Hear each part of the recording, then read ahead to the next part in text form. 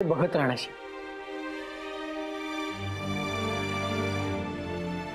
तू रागावलायस का माझ्यावर?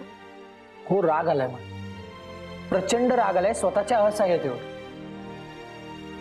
काय करू म्हणजे तुझ्या हातून चुका होणार नाही. अरे आणि हे पण बघ ना, मी रामाला औषध देऊन आराम करायला सांगितला तर मला मला शिक्षा होईल हे माझ्या मनीधनी नव्हतं रे. अगं ते मलाही माहिती नव्हतं. मला तर आता असं वाटतंय की तुला या कर्मठ घरात आणून तुझ्यावर अन्याय तर नाही ना करत आहे मी. आणि हे काय बोलतेस रे तू? इथे कोणीही कर्मठ नाहीयेत, खूप चांगलेच सगळे. आणि अण्णाई चुकल्यावरच ओरडतात. मला नाही आवडत ते तुला शिक्षा करतात ते. मलाच अपराधासारखं वाटतं. प्लीज असं नको ना बोलू. हळूहळू माझ्याही लक्षात येईल की कोणती गोष्ट कशी केल्यावर अण्णांना राग नाही येत. पण प्लीज तू तू काळजी नको करू. मी सगळं व्यवस्थित करेन. मला खरंच खूप काळजी वाटते. आणि आता तर तुझ्यावर पाऱ्याण्याची जबाबदारी पण दिली. काय माहिती काय होणार आहे. परत काही गोंधळ वगैरे झालं तर? नाही नाही, मी काही गडबड होऊ देणार नाही. सगळं व्यवस्थित मन लावून करेन. सगळ्या पदार्थांमध्ये न विसरता मीठ घालेन. भाजी करपवणार नाही. आता हेच बघ ना, अण्णांनी एवढं सगळं झाल्यावर सुद्धा माझ्यावर जबाबदारी सोपवली आहे. म्हणजे त्यांना अजूनही आशा वाटते की मी सगळं व्यवस्थित करू शकेन. यावेळेस करूनच दाखवतात. मग बघू आपण आजोबा तुला कसे बोलतात ते. कारण श्रेयसी, यावेळेस जर का ते तुला काही बोलले ना तर मला खरंच सहन होणार. आय नो आणि मी सगळं व्यवस्थित करेन. तू बघच, एक दिवस अण्णांचा राग मी पूर्णपणे घालेन. त्यांना जे सांगायचंय तेही सगळं सांगेन. पण अनिकेतला सांगू का आता वीरूबद्दल? काय करू? आणि माझा राग नाही घालवणार? काय बाबा, आजकाल लक्षच नसतं तुझं माझ्याकडे. अनिकेत प्लीज प्लीज नको ना.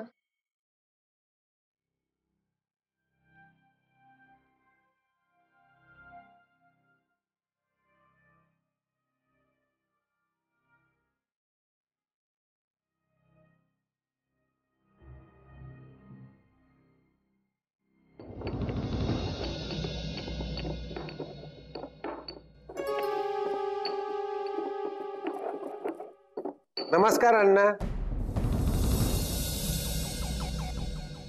झोपला नाहीत अजून? लेप बनवतोय. लेप लेप दिसतंय ना? तो बनवून झाला की मग झोपणार. पण मग लेप कशासाठी? नाही म्हणजे कोणाला काही भाजलंय का? कमाल आहे. एकाच घरामध्ये राहून स्वतःच्या मुलीबद्दल काहीच माहिती नाही वाटतं. हा, आजारी आहे ती. ताप आलाय तिला. अगं बाई, कधी आजारी पडली ती? मला काही सांगितलंच नाही तिने. म्हणजे मला माहीतच नाही. अशी कशी आजारी पडली? चला. अगं असं कसं म्हणते? आजारी पडणार नाही तर काय होणार काय तिथं? एकटीच दिवसभर मर मर मरते एकटीच. आमच्याही लक्षात आलंय ते. तिच्यावरच्या काही जबाबदाऱ्या आम्ही हलक्या करणार आहोत. हो अण्णा, कुठे आहे कुठे ती? असं कसं झालं हो? काय झालंय काय तिला? जगन्नाथराव, तुम्ही अजिबात काळजी करू नका. व्यवस्थित आहे ती. डॉक्टर येऊन गेलेत. औषधही सुरू झालेत. होईल बरी. अरे बापरे, ऐकलंस का ग? डॉक्टर येऊन गेले म्हणे. अण्णा साहेब, मला तर फार काळजी वाटायला लागली. मी कसं जाऊन तिला भेटूनच येतो.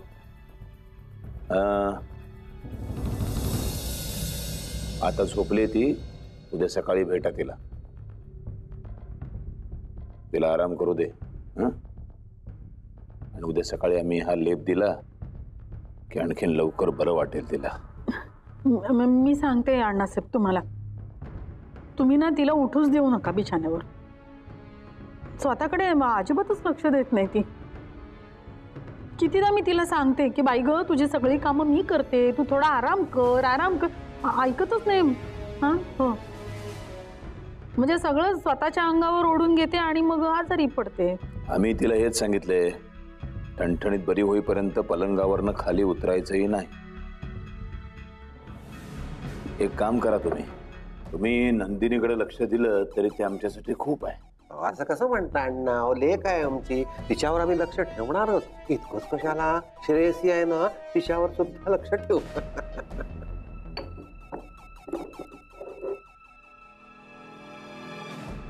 हवंय प्रसाद म्हणून थोडा थोडा?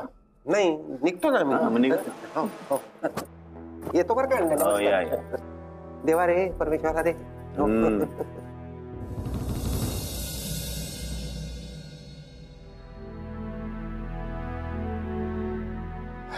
दिगंबरा. नाही, ऐकून घे, ही मीटिंग पोस्टपोन कर. हो, नेक्स्ट वीक लगे.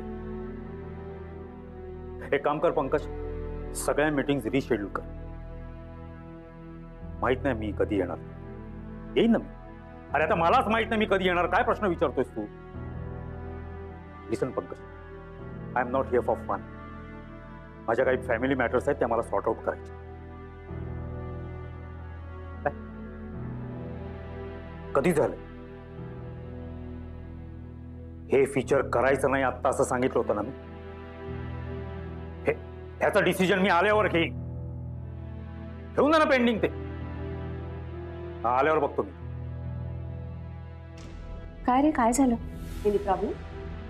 धर्मपीठावरचं दुसरं फीचर करायचं डिसिजन घेतलंय त्याने. अरे पण आता कसं करू शकणार आहेस तू ते?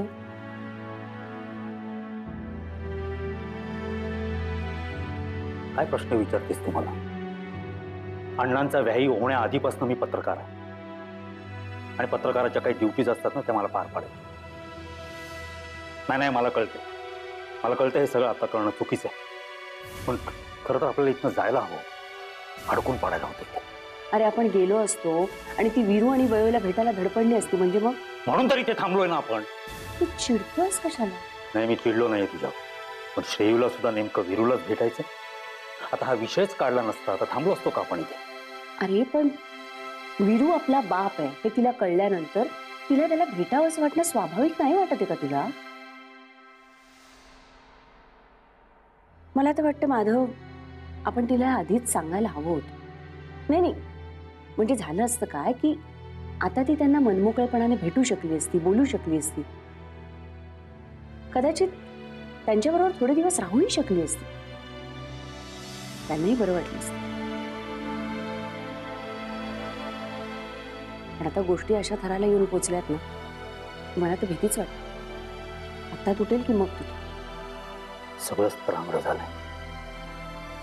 अण्णा सुद्धा वीरूला शोधताय आणि हिला सुद्धा वीरूलाच भेटायचंय. मला काय वाटतं माहिती माधव, ऐक हा जरा, आपण श्रेयूला त्यांना भेटवूया. ऐकून घे, चिडू नकोस.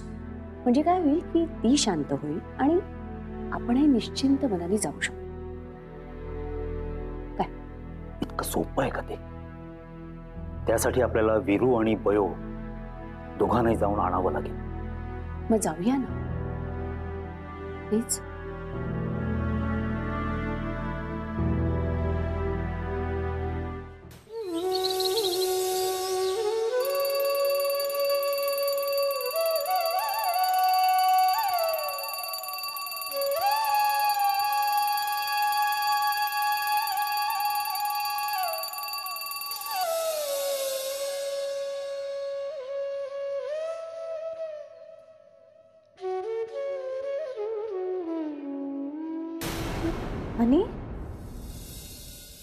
अनिकेत कुठे गेला? मला उठवलं पण नाही. काल रात्रीमुळे नाराज तर नाही ना झाला माझ्यावर? काल रात्री इतकं चांगलं समजून घेतलं त्याने मला आणि मीही सॉरी म्हटलं आणि पुन्हा चूक केली. मी तरी काय करू? काही केलं हे विषय माझ्या डोक्यातूनच जात नाहीये. तर लवकरात लवकर काहीतरी सोक्ष लावायला हवा. पण आधी अनिला सॉरी म्हणायला हवंय.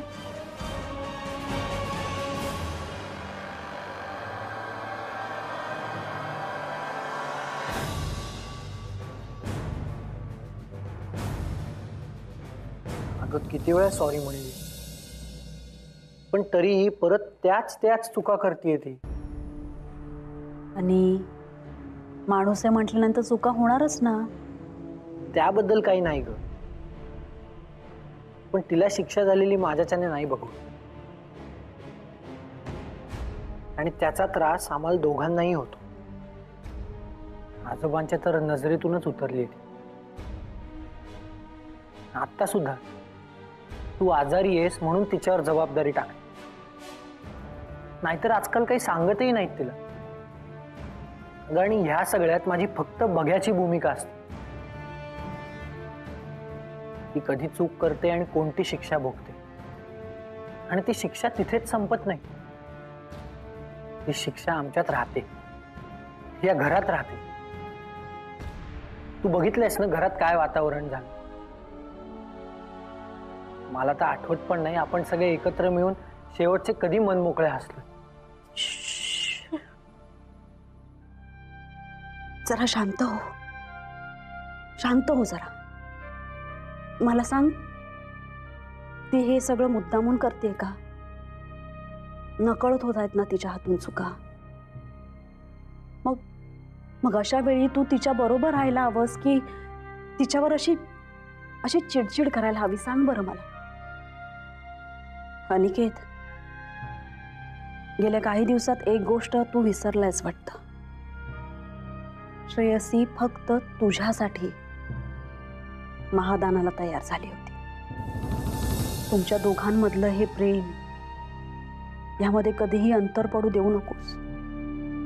कितीही चुका झाल्या, अगदी काहीही प्रसंग आले ना तरी तू तिच्या बरोबर आहेस असा विश्वास दे तिला.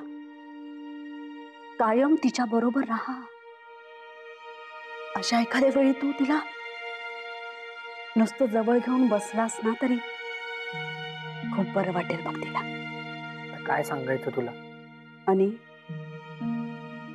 काय झालंय?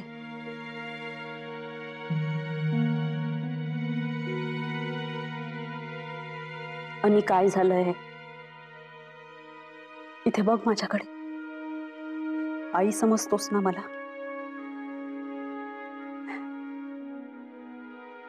मग सांग,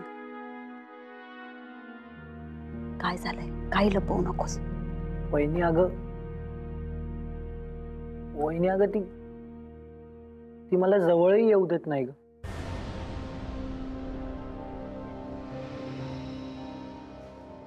आणि ती आता कुठल्या मनस्थितीतून जाते हे कळतंय ना तुला? अशा वेळी फक्त तिच्याबरोबर राहा. तू तिच्याबरोबर कायम आहेस. काहीही झालं तरी तू तिच्याबरोबर आहेस हा विश्वास दे. तिच्या आजूबाजूला सतत नुसता राहा. काळजी करू नको, सगळं ठीक होईल. आज पारायण आहे ना आपल्या घरी.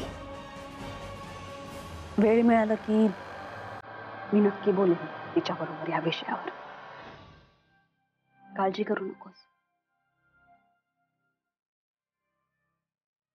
पण मला वचन दे, आणि वचन दे मला की तू शांत राहशील, तिच्यावर रागवणार नाहीस.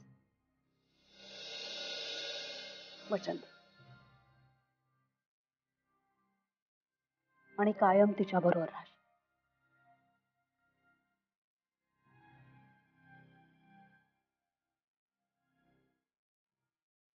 सगळं ठीक होईल.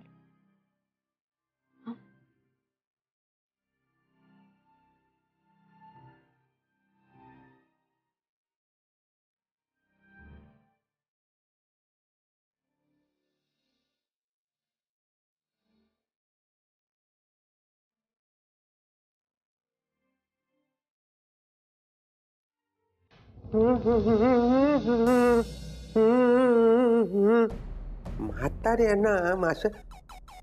हा अगं ऐकलंस काय, आपली नंदिनी ती आजारी आहे. ती आजारी आहे, बरं झालं आजारी पडली ती, बरं झालं. हो काय जिभेला काय हाड आहे की नाही तुमच्या? बरं झालं म्हणे. तुझ्या जिभेला हाड आहे? मी कशाने बोलते? अगं बरं झालं म्हणजे बघ ना किती फायद्याचं झालं तिच्याच.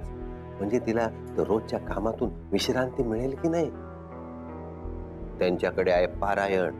म्हणजे आपसूक नंदिनी आजारी पडली म्हणून सगळं काम पडणार त्या श्रेयसीवर. अगं तिने काम केलं तर तिच्या हातून चुका होतील, ते आपल्याला दाखवता येतील की नाही. हा हे बरोबर बोलला. म्हणजे जर श्रेयसीवर जबाबदारी टाकलीच नाही तर आपण सिद्ध कसे करणार की ती जबाबदारी पेलायला श्रेयसी कशी नालायक आहे आणि नंदिनी कशी हुशार येते. अगं नंदिनी हुशार आहे हे त्यांना माहिती आहे ग, म्हणून ते कुठलंही काम त्या श्रेयसीवर सोपवत नाहीत. आता एक बरे झाले आपली नंदू आजारी आहे ना, त्यांना झकत सगळी कामं त्या श्रेयसीला सांगावी लागतील आणि आपल्याला जे पाहिजे ना ते बरोबर घडवून येईल.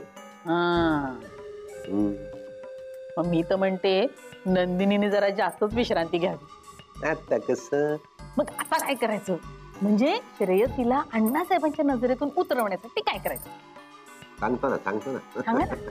तुझा करणं दे इकडे. हा? ए काय आम्हाला सुद्धा येतं बरं का तुमच्यासारखं बोलायला. कान ग वेडे. हा.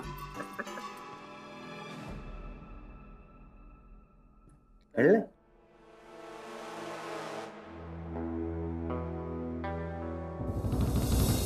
अहो मी काय म्हणतेय, आर्याशी बोला जरा. पुढे त्याला काय करायचंय काय नाही काही कळतच नाही त्या मुलाचं मला. नुसता घरी येतो, झोपतो आणि जातो. म्हणजे घर म्हणजे लॉजच झालेलं आहे आता. बोलतो मी त्याच्याशी. हू काय करताय? तो आला की विचारा त्याला.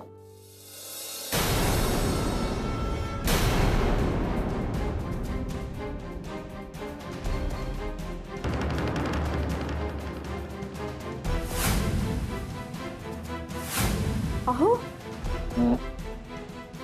हे बघा